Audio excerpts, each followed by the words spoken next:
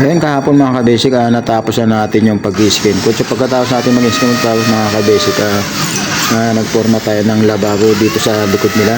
So ngayon natin itutuloy, yun, binabakala na nga natin mga kabasic.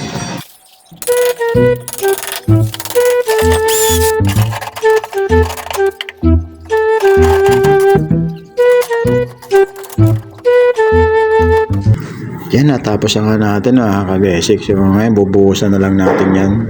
So ito yung dati nila mga kabasic yung sa loob. So gigibahin yan, titibagin yan mga kabasic, papaguhin ko yan.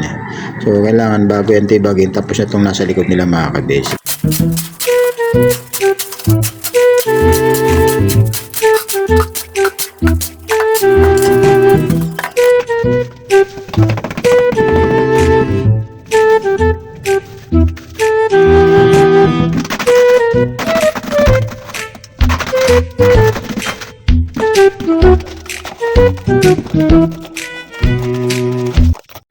At ayan, natapos na natin mga kabasic.